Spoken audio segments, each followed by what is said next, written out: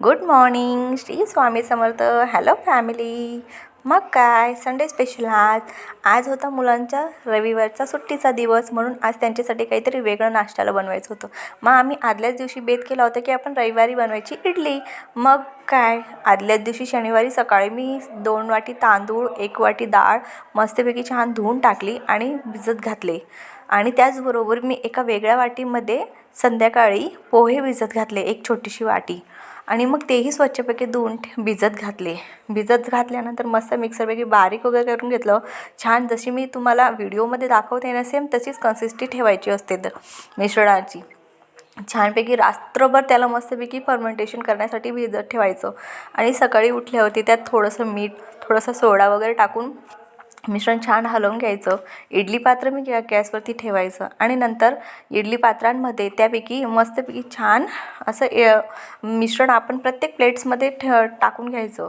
आणि जवळजवळ 15 मिनटासाठी हे वाफवून घ्यायचं. वाफवून झाल्यानंतर मग मी एकीकडे केली होती चटणीचं साहित्य तयार करायला घेतलं होतं. पण त्याआधी मुलांची खूप गडबड असल्यामुळे मला चटणी करायला मात्र थोडा वेळ झाला. म्हणून मी थोडं माझं काम रविवार असल्यामुळे ना खूप स्लो होतं. काय करणार ना, मुलांमुळे थोड्या गोष्टी लेटच होतात. मग मी गॅसवरती छान इडली पात्र चढवलं. त्यामध्ये मी ज्या प्लेटा भरून घेतल्या होत्या मिश्रणाच्या, त्या एक एक करून मी त्या तिघी प्लेटा मी इडली पात्रामध्ये ठेवून घेतल्या आणि वरून मस्तपैकी झाकण लावून दिलं. आणि जवळजवळ मी घड्याळीच्या वेळेप्रमाणे 15 मिनटं मी वाफत ठेवलं.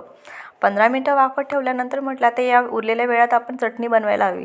मग काय चटणीसाठी लागणारे साहित्य मी पटकन कापून वगैरे घेतले, जसे की खोबरं, त्यानंतर 7-8 मिरच्या, 10-12 लसणाच्या पाकळ्या आणि थोडीशी मूठभर कोथिंबीर, जी स्वच्छ मी आधी पाण्याने धुवून घेतली होती. आणि मग मिक्सरच्या जारमध्ये मी सगळं ते मिश्रण टाकून घेतलं आणि छानपैकी मिक्सरने बारीक करून घेतलं. बारीक वगैरे करून झाल्यानंतर तोपर्यंत माझ्या इडल्या मी झालेल्या होत्या. बघा किती छान मऊ लुसलुशीत दिसत आहे ना.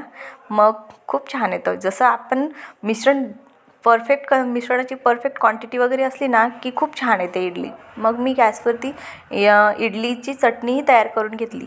चटणीसाठी लागणारे साहित्य मी तुम्हाला आधीच दाखवलं होतं. गॅसवरती कढाई वगैरे ठेवली, छान कडक तेल तापू दिलं, त्यात मोहरी जिरे वगैरे टाकून परतून घेतली चटणी.